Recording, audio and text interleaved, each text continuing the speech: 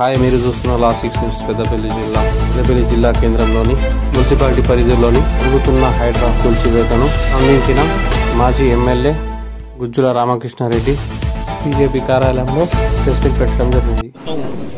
Ranganath commission అని ఒక commission వేసి మరి అక్రమ నిర్మాణాలను బఫర్ జోన్లో ఉన్నాయి, ఎంపీఎల్లో ఉన్నాయి, లేకపోతే నాలాల కింద మూసేసినాయి, చెరువులలో ఆక్రమించినాయి, ఇవన్నిటి కూడా కూల్చివేత కొరకు హైదరాబాద్లో కార్యక్రమం చేపట్టింది.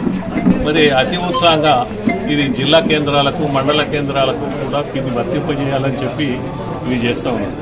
ఇక్కడ పెద్దపల్లికి సంబంధించి ఎల్లమ్మ చెరువు, గుండమ్మ చెరువు, తాళ్లకుంట అక్రమాలు జరుగుతున్నటువంటి విషయాలలో మరి ఏ రకంగా జరుగుతూ ఉన్నాయి, ఏ రకంగా నిజంగా ప్రభుత్వం దాన్ని ఆక్రమించినట్టు నిర్ధారించిందా, లేకపోతే ఆక్రమించుకున్నటువంటి పరిస్థితుల్లో ఎవరెవరు ఆధీనంలో ఉన్నాయి, పేదలు ఒకవేళ నిరుపేదలే అయితే వాళ్ళకు ఆల్టర్నేటివ్ చూపెట్టకుండా ఆ అక్రమాలను తొలగించవలసినటువంటి అవసరం లేదు.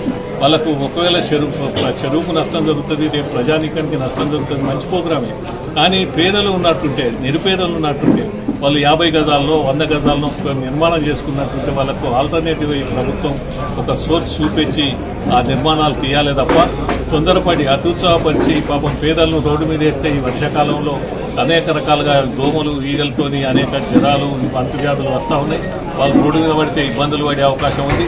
వాళ్ళకు ఆల్టర్నేటివ్ అనేటువంటిది తప్పకుండా చూపించాలని చెప్పి నేను ప్రభుత్వాన్ని కోరుతున్నాను. ఎవరన్నా ఉన్నత వర్గాలు ఆక్రమించుకుంటే తప్పకుండా వాటిని తీసేయండి. ఉన్నత వర్గాలు ఆక్రమించుకొని అక్రమంగా చెరువులు, కుంటలు, కబ్జాలు పెట్టాలంటే కుదరదు. ఎందుకంటే రేపు అవే మనకు భూగర్భ జలాలకు ఆధారం. ఆ ఆధారాన్ని కూడా మీరు తీసేస్తా అంటే అది సరైనటువంటిది కాదు. ఎవరన్నా ఆ విధమైనటువంటి వాళ్ళకి వచ్చి వాళ్ళు అవి వదులుకుంటే మంచిది, లేకపోతే ప్రభుత్వం అయితే తీసేసినా కానీ వాళ్ళు అడ్డం చెప్పవలసినటువంటి అవసరం లేదు. అక్రమాలన్నింటినీ కూడా ప్రభుత్వం నిజంగానే ఆక్రమించుకుని అక్రమాలు చేసినటువంటి దాన్ని తొలగించాలని చెప్పి నేను కూడా కోరుతా ఉన్నా. కానీ పేదలు మాత్రం అక్రమాల పేరుతో రోడ్డు మీద వేయకండి అని చెప్పి కోరుతాను.